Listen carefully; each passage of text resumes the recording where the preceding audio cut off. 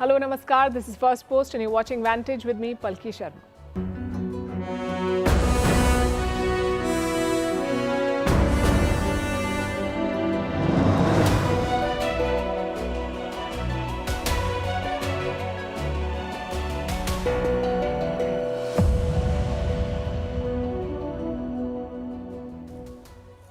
The US presidential election is 4 days away and Donald Trump is wooing the Hindu vote. His Diwali message highlights the atrocities on Hindus in Bangladesh. While it's trending on social media, will it resonate with the Indian American voters who have traditionally voted for Democrats? Also, what does it mean for Biden's friend and Bangladesh's leader Mohammad Yunus? We'll discuss all of that. Plus a look at why Harris and Trump are reaching out to communities that have not traditionally supported them. In West Asia, Iran is said to be preparing for a big strike on Israel, this time from Iraq.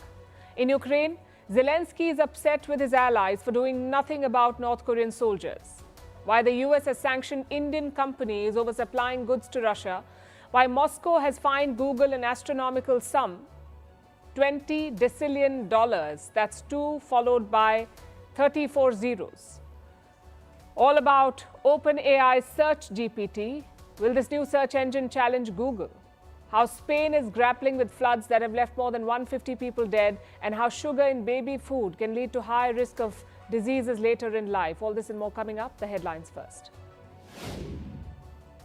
Indian troops begin patrolling in Ladakh's Demchok sector after disengagement with China. Patrolling in another friction point of Depsang sector is also expected to begin soon. On Wednesday, troops from both India and China finished disengagement at the 2 friction points in eastern Ladakh. This marked a major breakthrough in the border standoff, which began in 2020. Lebanon accuses Israel of rejecting a ceasefire after the Israeli military bombs the Hezbollah stronghold of South Beirut. The strikes came a day after Israeli Prime Minister Benjamin Netanyahu met US officials to discuss a possible deal to end the war in Lebanon.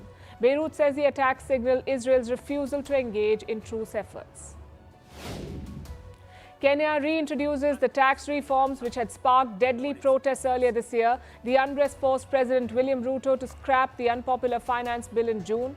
But Kenya's government desperately needs to boost its revenue. The East African country has a debt of around $80 billion.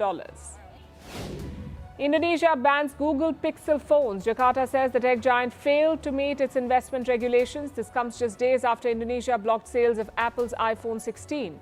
Jakarta wants to boost investment from foreign tech companies, so smartphones sold domestically must have at least 40% of their parts manufactured locally. And brat is Collins Dictionary's word of the year. The term exploded online in June after British singer Charlie XCX released an album with that title. She said it represented someone who is confident and independent.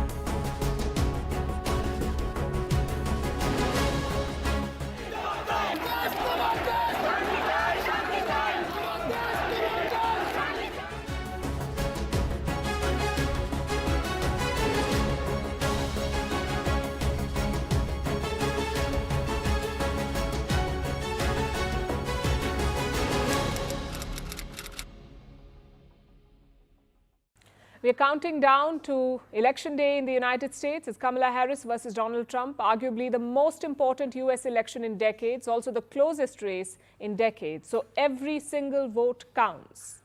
And Donald Trump knows this, which is why he's courting the Indian American voters, specifically the Hindu vote. That's what he's trying to get. Look at his message on social media. I'm quoting, "I strongly condemn the barbaric violence against Hindus, Christians and other minorities who are getting attacked and looted by mobs in Bangladesh. Kamala and Joe have ignored Hindus across the world and in America. We will protect Hindu Americans against the anti-religion agenda of the radical left." Now, this is a very significant statement because it's not the current US position on Bangladesh. Joe Biden is a big fan of Mohammad Yunus. He was hugging Yunus like an old friend in New York not very long ago. Biden wants to believe, or wants us to believe, that this is a new Bangladesh, a new and improved country. But Donald Trump is clearly painting a different picture here. He says Bangladesh is in total chaos, that mobs are attacking and looting minorities. So if he becomes president, will he change the US policy? Will he take on the Yunus government? It's a possibility that will certainly interest New Delhi. Having said that, Trump had never spoken about Bangladesh before, so why now? He's doing it to court Hindu voters. First, let's look at some numbers. The US population is close to 350 million, out of which 240 million can vote. There are 5.4 million Indian Americans. That's just 1.5% of the total American population. And out of this, 2.6 million are eligible to vote. That's around 1% of all eligible voters. Most of them are Hindus, 1% of the total voting population. I know it does not sound like a big number, but this election is not about big numbers. It's all about narrow margins, about a few hundred votes in key swing states. Just look at Pennsylvania, Georgia, North Carolina, and Michigan. Indian Americans are the largest Asian community in these states. In Pennsylvania and Georgia, there are 150,000 Indian Americans, more than enough to tilt the balance. So numerically, they do matter. Plus, Indian Americans are financially strong. They make up just 1.5% of the population, but they pay 5 to 6% of the income tax. So simply put, this is a very influential community. Even the Harris camp knows that. She was on the campaign trail during Diwali, but the White House organized a grand bash nonetheless. Indian music, Indian celebrities, and Indian food. Take a look.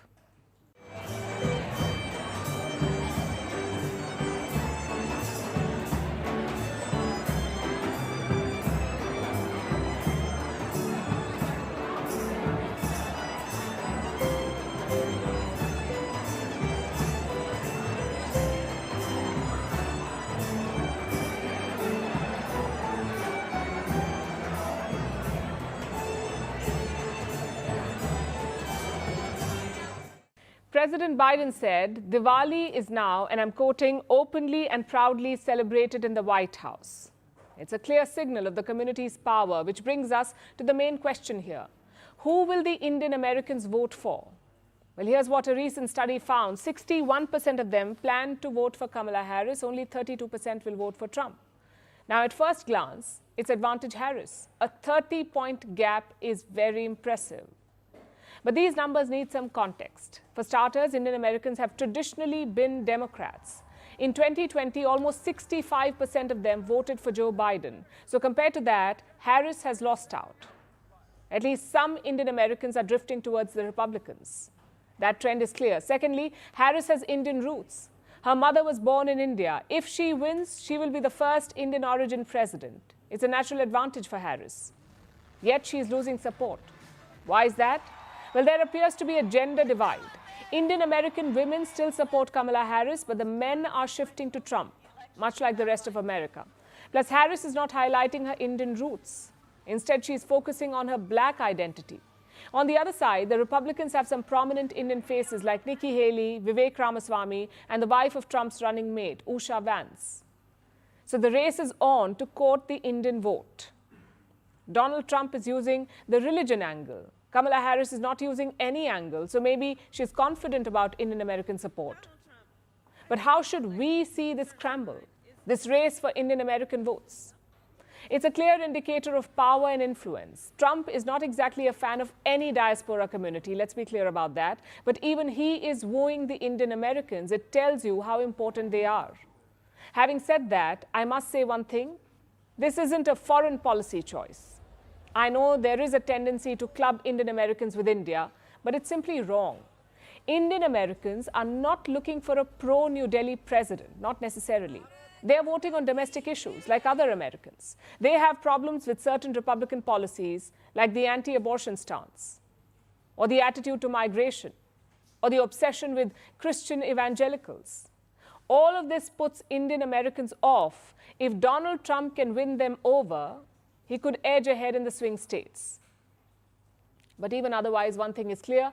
This election marks the rise of Indian Americans as a political force. They were always a financial and cultural force, but this time, their political power is also on display. So that's where the Indian Americans stand. But what about the other blocs? Who will they vote for? To understand that, let's look at the US population first. About 59% of Americans identify as white. More than 19% are Hispanic. 12.6% are African Americans, around 6% are Asians, and 2.4% are multiracial. That's the rough breakup according to the 2022 census. Now, this includes both men and women, and they don't always vote along the same lines. So how is this electorate split? Let's start with white men.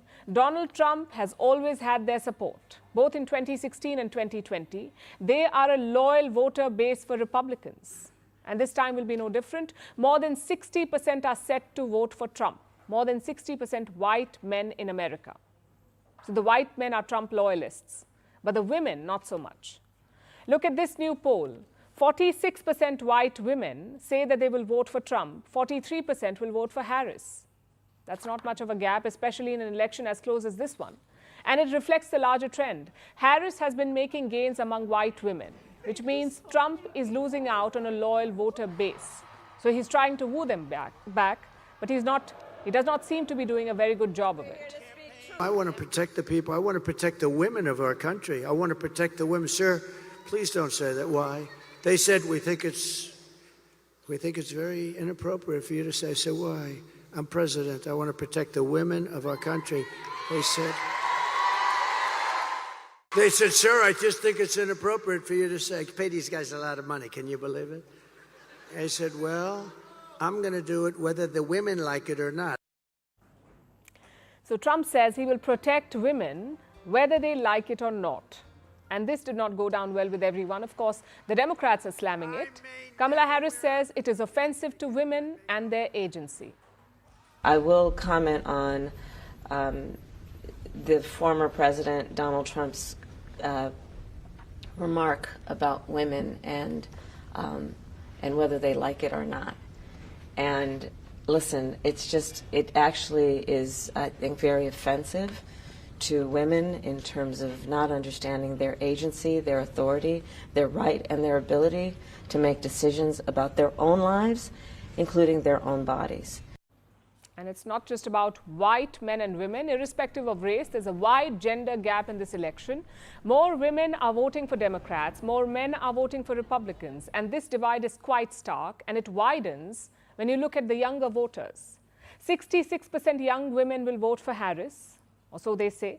Meanwhile, 51% young men say they'll vote for Trump. The trend is similar among African Americans. 73% black women want Harris, but only 63% black men say they will vote for her. What do you think explains this gap? It's Donald Trump. He is gaining support among black voters, especially the men. 19% black men now want Donald Trump as president. It's a number that's gone up since 2020. And this isn't the only such bloc. Take Hispanic men, for example. Donald Trump is making gains there too. 44% Hispanic men back him. This is despite his recent garbage fiasco. Last week, Trump held a rally in New York. A comedian there called Puerto Rico an island of garbage. Puerto Ricans make up 2% of the US population, a crucial voting bloc among Hispanics. This community took offense to the comment. The Democrats tried to capitalize on it, but it did not really reflect in their support. 46% Hispanic men support Kamala Harris, which is only 2% more than Donald Trump. Of course, she has better luck among Hispanic women and Hispanic celebrities. I am Puerto Rican. Soy Boricua carajo. And yes, I was born here, and we are Americans. I am a mother. I am a sister. I am an actor and an entertainer, and I like Hollywood endings. I like when the good guy, or in this case, the good girl wins. So Harris has the star power, which is not surprising or new. The Democrats have always enjoyed support from Hollywood. Celebrities campaign for them, movie stars endorse them, and it translates into big checks. Take the Harris campaign, for example, from Beyoncé to Taylor Swift, George Clooney, Julia Roberts, Bruce Springsteen, Eminem, they're all rooting for her. Even the Avengers have assembled again to back Harris. Hi, you guys. Hi, Avengers. Hey, Scarlett. Jumping on the call. It is our pleasure to come together and to get the vote out this election. I think Kamala Harris needs a catchphrase. Ooh, yes. Vote. Kamala forever. That's better. Kamala Harris, down with democracy. Oh, yeah. Down with democracy. Down with democracy. Yes! All right, that was awesome. So Hollywood's behind Kamala Harris, and who does Donald Trump have? The tech billionaires of Silicon Valley, from Tesla CEO Elon Musk to PayPal co-founder Peter Thiel, crypto investors, venture capitalists, they're all backing Trump, which is surprising because traditionally Silicon Valley has been blue. They have mostly backed Democrats, but that is shifting. More and more of them are supporting Trump. So what do these numbers tell you? There are significant shifts in voter preferences. The electorate is changing, and that is why candidates are going out of their way to woo non-traditional voter bases. In a race as close as this one, they can be the difference between a win and a loss. And do make sure you tune into Firstpost for all the US election updates. Vantage will be coming to you live from Washington, D.C. starting next week. We'll be tracking the race from ground zero, catch exclusive ground reports, in-depth analysis, and as always, an Indian perspective. Only on Vantage, live from the White House starting Monday.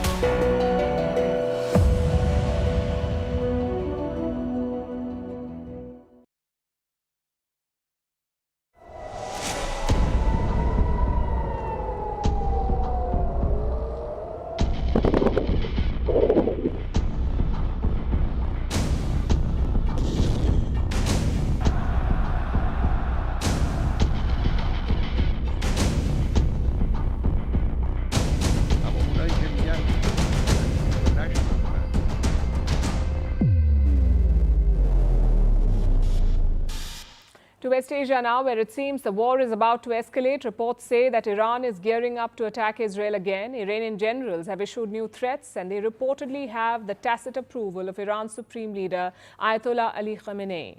Remember, Israel had attacked Iran on Saturday in response to the Iranian rocket barrage on the 1st of October. It was a tit-for-tat strike. Initially, it seemed that Iran was going to ignore it. Tehran downplayed the attack. State-controlled media did not focus on it. Iran just reiterated its right to respond, and that was it. But over the last few days, it seems that Tehran's calculations have changed. Israel hit Iran's missile production facilities. It also struck air defense systems.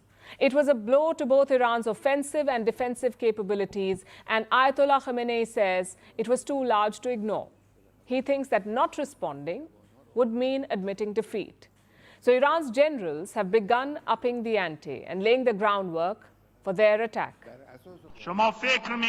You think you can change the story of domination of a great power called Islam by firing a few missiles? In Operation True Promise 2, you saw how your sky was cracked open. You saw how your missile shield worked. Once again, you made a mistake. You will taste the response, an unimaginable response. Israeli intelligence says the attack may come within the next few days, possibly before the US presidential election on Tuesday. It will be similar to the previous Iranian attacks. A horde of drones and missiles will be fired at Israel. That's what they're expecting. And there may be a difference, though, this time. Iran might not attack directly. Israeli officials believe that the attack will be carried out by Iran-backed militias who are based in Iraq. Now, you know that Iran has a number of proxies all over West Asia, like Hamas in Gaza, Hezbollah in Lebanon, and the Houthis in Yemen. But it doesn't end there. Tehran also backs militias in Iraq and Syria. Israel believes that the proxies in Iraq are the ones preparing to carry out the next strike. This may be a way for Iran to deflect blame and avoid another Israeli response. Last Saturday's strike has left Iran exposed. It's something that Israel knows well. Israel today has more freedom of action in Iran than ever. We can reach any place in Iran as necessary. It's It's an awkward situation for Tehran. If it doesn't strike, it will be seen as weak. If it does, it may have to deal with a massive Israeli response. Khamenei is stuck between a rock and a hard place, which is why he may be hoping that his Iraqi proxies can take care of the dirty work. Because the last thing he needs is another strike inside Iran, especially one that targets his country's fragile economy. Now, objectively speaking, Iran is a rich nation. It has an abundance of resources like oil and natural gas. But Tehran cannot fully exploit its economic potential because of years of Western sanctions. Iran manages to get by thanks to partners like Russia and China. Fuel and weapon exports to these countries has allowed Iran to remain afloat.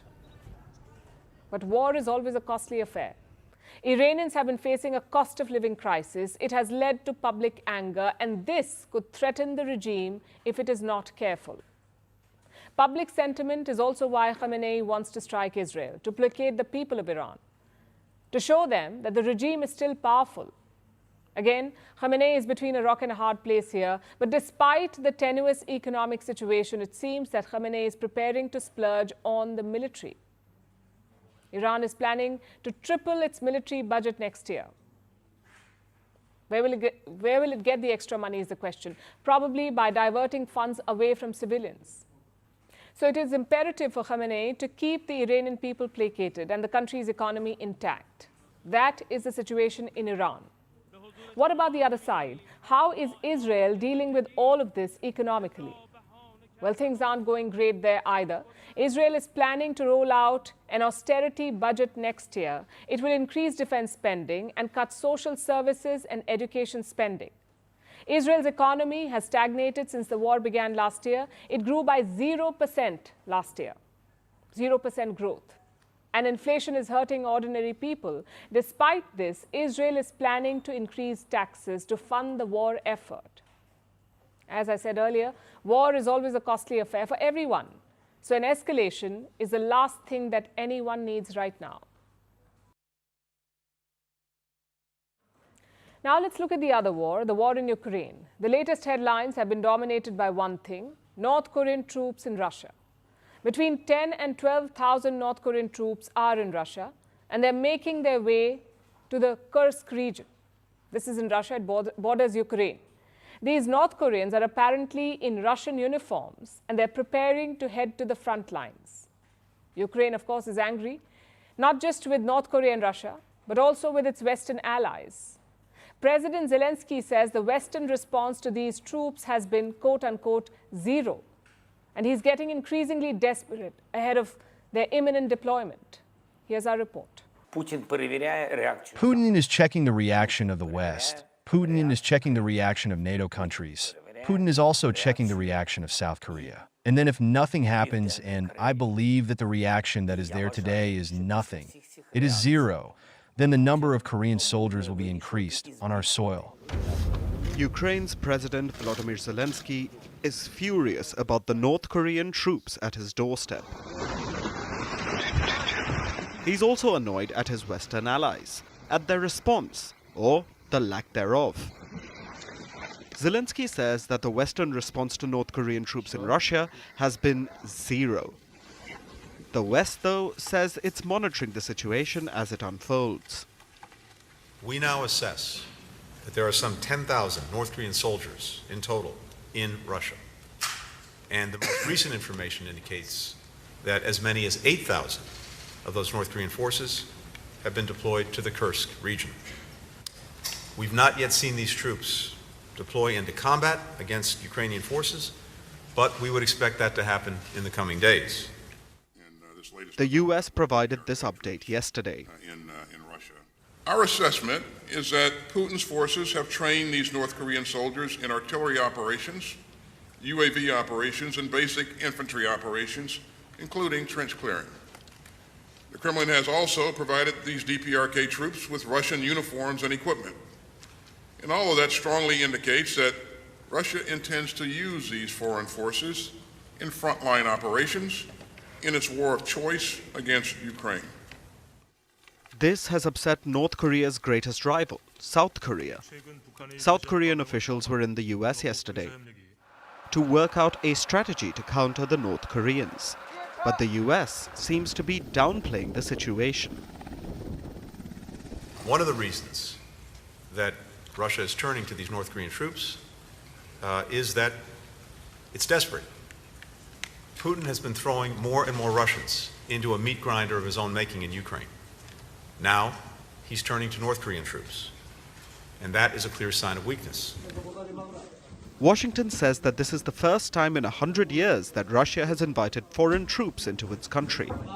And it shows President Vladimir Putin's desperation. We don't know if the West actually believes this rhetoric, but it may explain why they're dragging their feet. For now, this seems to be working in North Korea's favor. Their soldiers are reportedly happy. They've been chosen for a special mission. They get to visit a foreign country. And reports say that they will be paid a fortune compared to their normal wages. The cost will be borne by Russia, and most of it will end up in Kim Jong-un's treasury. So it's a win as far as Kim is concerned. But is that all he's getting for this? Probably not. Yesterday, North Korea launched a new intercontinental ballistic missile, the Hwasong-19. They released videos of the launch earlier today. It was apparently a resounding success. The ICBM went as high as 7,000 kilometers. Pyongyang had never managed this before. The missile also flew for 86 minutes, another record. How did North Korea manage to develop this new record-breaking missile? Did it get help from Russia? There's been no confirmation about this, but it is likely, because Moscow and Pyongyang have been deepening their ties over the last 2 years. So North Korea's troops could be a form of payment for advanced Russian rocket technology. And ties between the two nations are not limited to just the military. Earlier today, North Korean state media released these visuals. Some Russians were in Pyongyang to attend a technology exhibition. North Korean state media said that there was progress on joint projects and some technological exchanges. So North Korea's civilian industries may be benefiting from the partnership with Russia as well. This could give a boost to Pyongyang's economy, which is also something Kim desperately needs. On the whole, North Korea has a lot to gain from Russia, and 10 to 12,000 soldiers may be a small price for Kim to pay.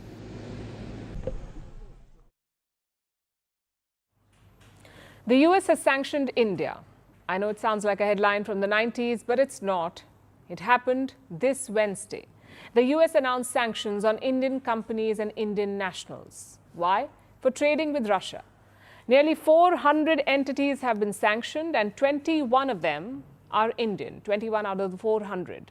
19 companies and 2 citizens of India.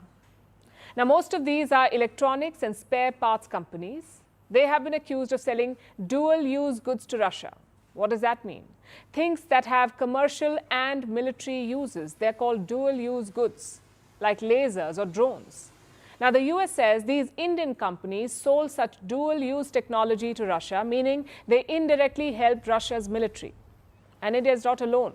Entities from China, Malaysia, Thailand, and Turkey have also been sanctioned. So now these companies cannot trade with the US. They cannot use American financial institutions, plus their assets in the US will be frozen. Basically, it's a punitive action.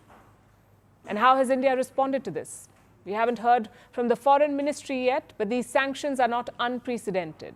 Last November, the US sanctioned another Indian company, SI2 Microsystems. It was accused of selling technology to Russia. This June, the US ambassador to India issued a warning. He said Indian companies trading with Russia would face consequences. So these latest sanctions are not the first of their kind, nor are they coming out of the blue. But the timing is very important. India-US ties are going through a rough patch right now. Washington has accused India of trying to murder a Khalistani, Gurpatwant Singh Pannu. They've charged a former Indian government official in this case.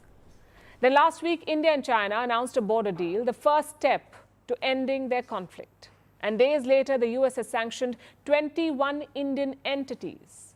So how do we see this move? As a broad campaign against companies backing Russia, or as a targeted campaign on India? Well, both are plausible. You see, India has never supported US sanctions on Russia, nor has it promised to abide by them. Just look at the trade data. India is exporting more engineering goods to Russia now. In 2022, this trade was worth $680 million. In 2023, it rose to $1.3 billion. So India's engineering exports have doubled. Some of this has alerted the US. In fact, let's go through the sanctions list. One of the targeted entities is Ascend Aviation. It's a spare parts company based in Delhi. They're accused of selling 700 shipments to Russia. 700 shipments of what? Aircraft components. Another example is Mask Trans. They allegedly sold $300,000 worth of goods to Russia. A third example is Futrivo. They sold goods worth $1.4 million to Russia, mostly electronic components.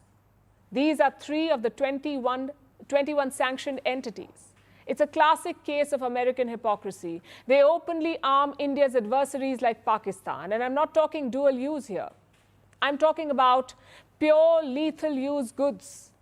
Pakistan is said to have 80 plus F-16 fighter jets, all sold to them by the United States of America. Somehow, India is supposed to accept these sales. But God forbid, Indian companies sell some circuits to Russia. They get sanctions and threats. Also, who exactly enforced these sanctions? It wasn't the United Nations. It wasn't any global court. It was America and its Western friends. They pick and choose what to sanction. For example, Russia made up 15% of Europe's gas imports in 2023. How many EU members were sanctioned for that? None, 0. Yet India selling spare parts is a problem. Like I said, classic double standard. Unfortunately, the US has a strategic advantage here. They dominate global financial institutions. They also control crucial payment systems. If they want, they can cut Indian companies off from these systems. That would be a major body blow. At the same time, you cannot let the US push you around. The key here is to find a balance between the two. Until, of course, you have alternatives of your own.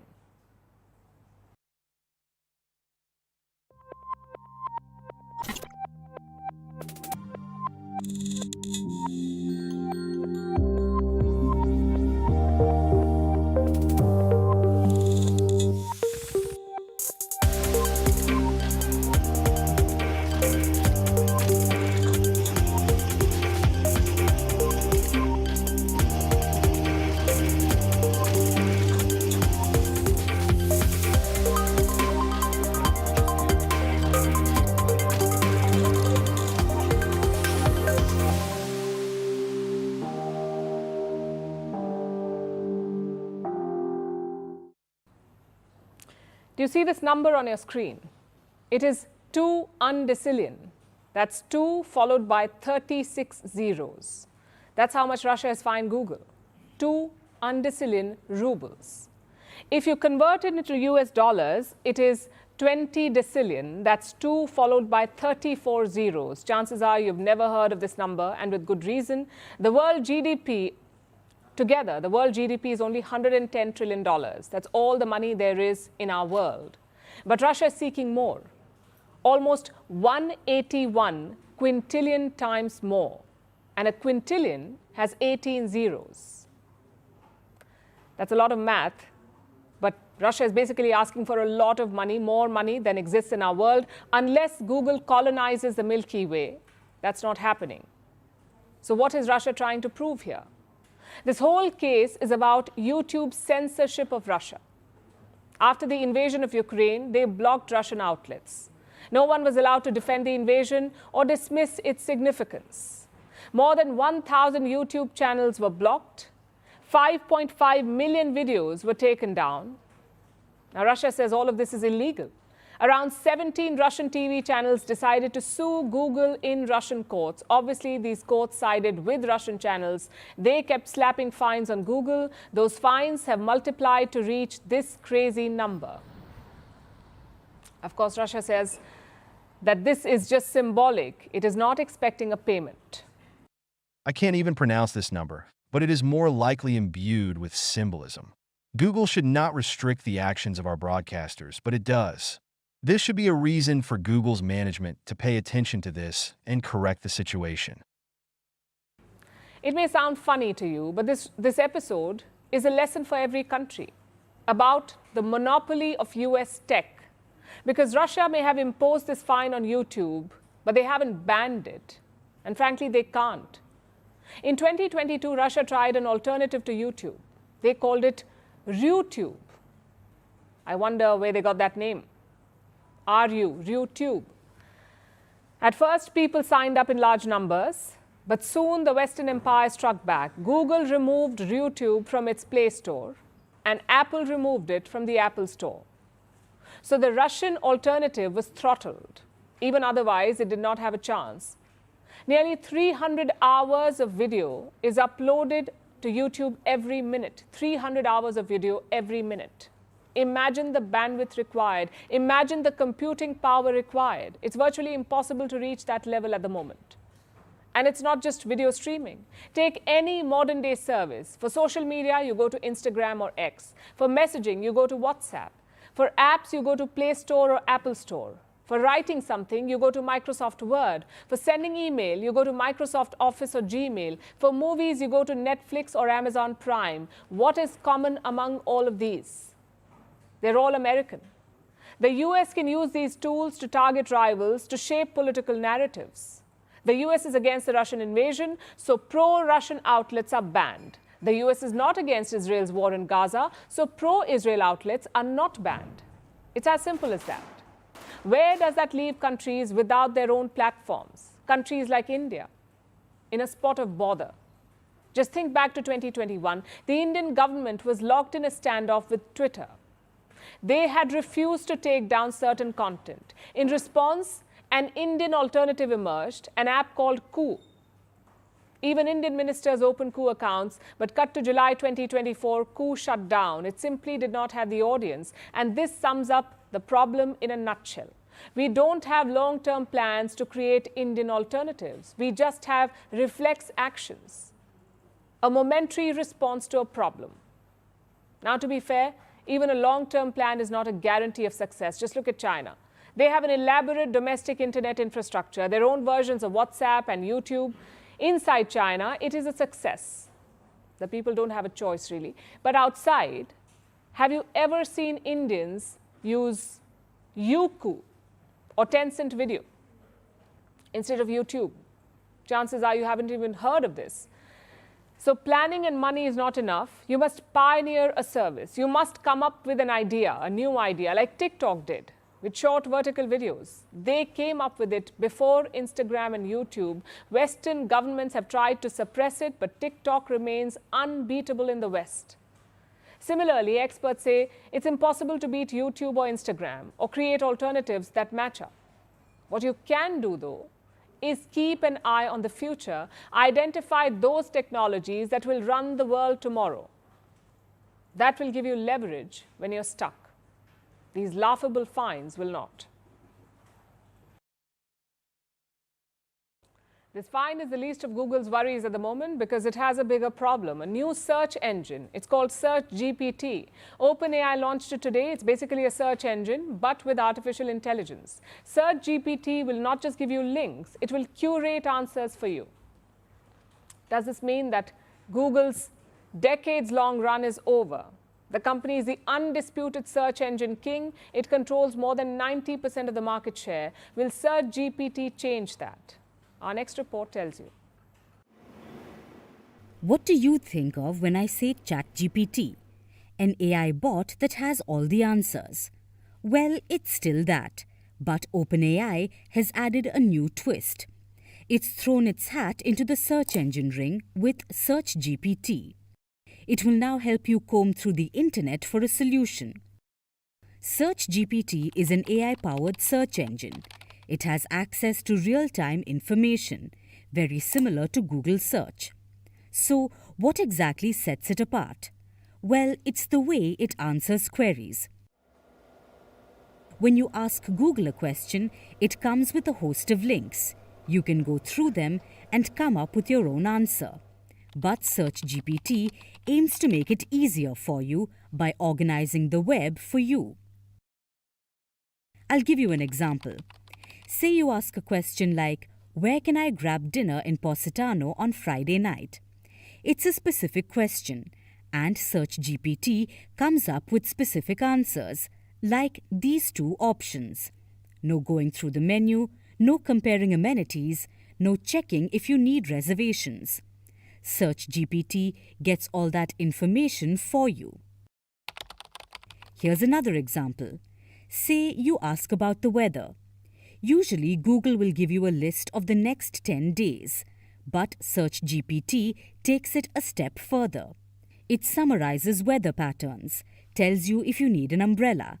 It's a minor detail, but an important touch that could go a long way. So Google's AI challenger is here. But what does it mean for the company? Google is still the undisputed king of search engines. It controls 91% of the global search market. For decades, no one has come close. But Search GPT could. And it's a fear Google has had. So earlier this year, it too integrated AI into its search engine. You must have noticed it. Some Google searches come with an AI overview. But there's a problem with all of this, and that's publishers. Google depends on digital advertising for all its money. You publish an article, you pay money to boost it, and it shows on the top of the search engine. That way, more people click on your link and you get engagement. It's a huge business for Google. Last year, it brought in around $175 billion. But some publishers believe Google's AI undercuts their traffic by almost 25%, because the AI overview only shows those articles it sourced information from, not the ones that paid to be on the top of the search engine. So it could affect Google, and it's also a legitimate fear for OpenAI. How do they prevent this from happening? That is the big question. Ever since artificial intelligence took over the world, the grand vision was simple: to integrate AI into search engines. That way, you can create a meta search experience. You have a digital assistant that not only chats with you, but also gives you information in real time. Hello Siri, what's the weather going to be today? A real-life Jarvis to your Iron Man. OpenAI's Search GPT has taken its first step towards that. But can it beat Google? We don't know, but one thing's for sure: the world of search won't be the same again.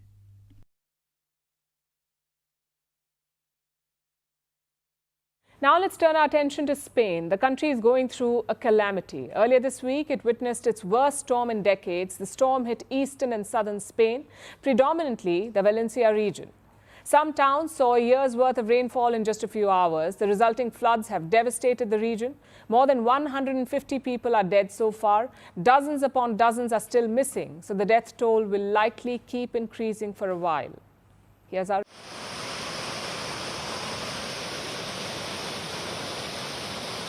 Torrential rains wreaked havoc across Spain this week. The country saw its worst storm in decades.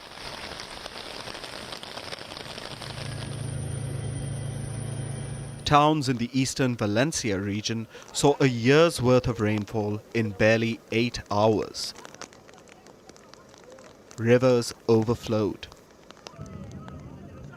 Water gushed through the streets, taking everything along with it. This is the aftermath. There was a storm surge.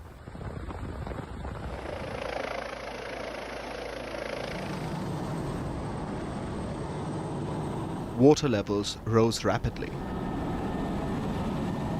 Rivers broke their banks and coursed through the streets. A lot of people didn't have enough time to get away.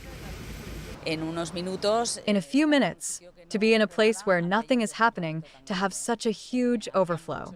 This has not happened for many years, and we are scared. People have done what they could. The security services were also overwhelmed because there were so many places affected that they couldn't reach all of them. At least 158 people have died due to the floods. But the number will probably keep rising. Spanish authorities say dozens of people are still missing, but they decline to give an exact figure. Rescue operations began on Tuesday night itself, and they've been underway since then. The Spanish military is involved, and so are thousands of volunteers. They are answering the pleas of Valencia residents. People are sending help, but we need lots of help here, because the village is destroyed and what has happened this week has never happened before. There have been many times when the ravine has been full, but this time it has destroyed the village. How did this disaster unfold? Scientists are blaming climate change. Rains are common in Spain this time of year, but scientists say that climate change supercharged them. We know that with climate change, when we have heavy rainfalls, we're going to get heavier rainfalls. So anytime we see these types of events, we know that climate change is making them worse. Until something is done to address climate change, disasters like this are expected to become more frequent. Similar floods took place in Germany and Belgium in 2021. This year, it's Spain. Who knows which country will be affected next?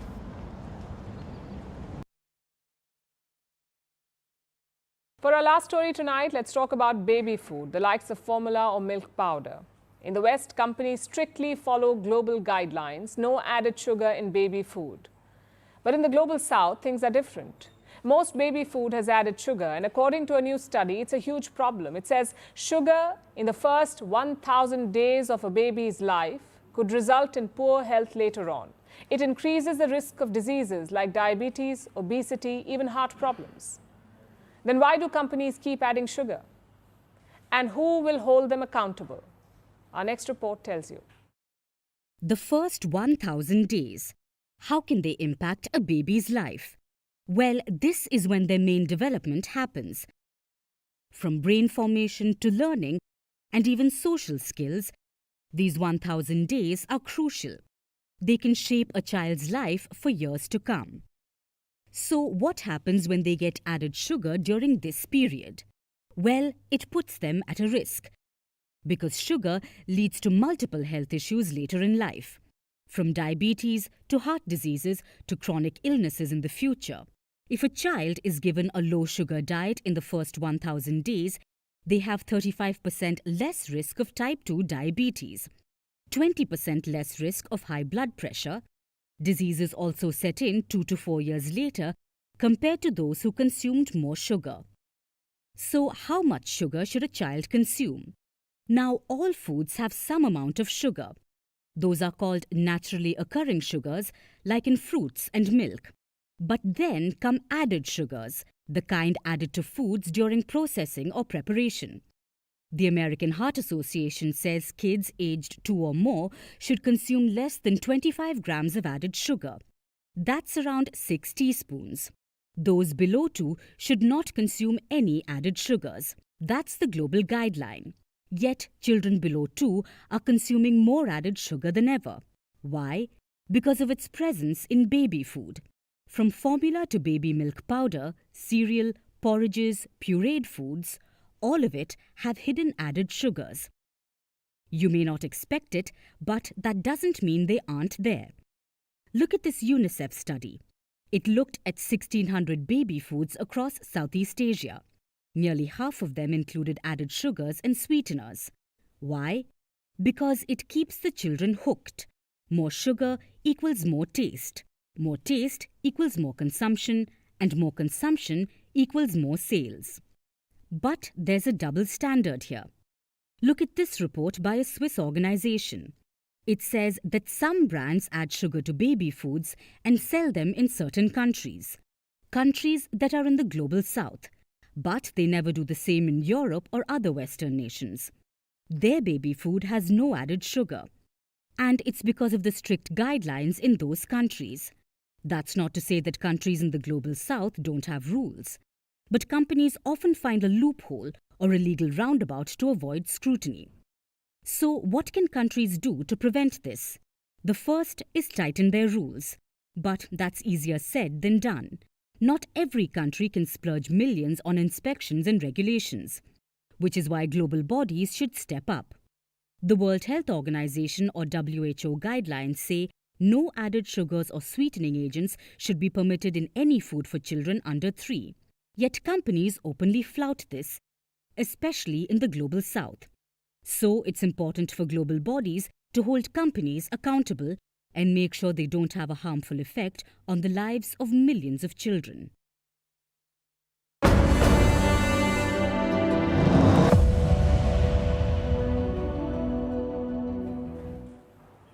Just 4 days left for elections in the US and things are getting more absurd, if that's even possible. We told you about Trump's latest garbage truck stunt. It triggered quite the conversation. I mean, we knew the job market was bad. But when a billionaire presidential candidate works at McDonald's and drives a truck, you know it's really bad. But seriously, what was Biden thinking? He called Trump supporters garbage. That sort of thing only flies when Trump says it. Like when he called Kamala Harris a drug-addicted, low-IQ, stupid person, he said all of that. Remember when parents used to tell children, start watching the news?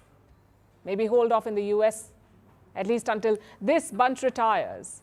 All these insults and stunts are providing perfect fodder to meme lords on the internet. Take a look at this.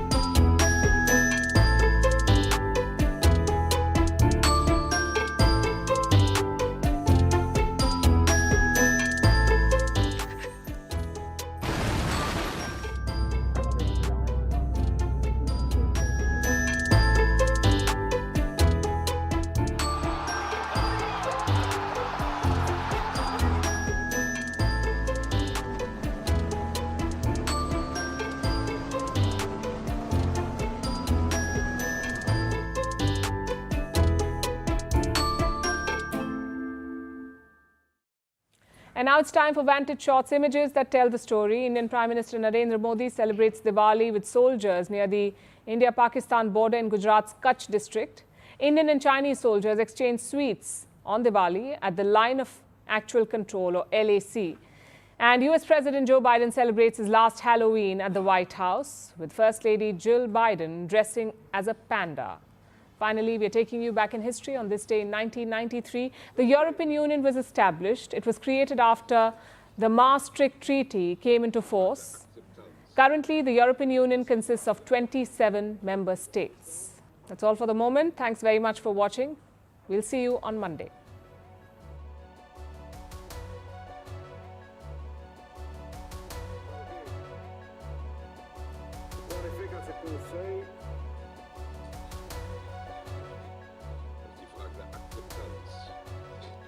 Des décisions plus importantes qui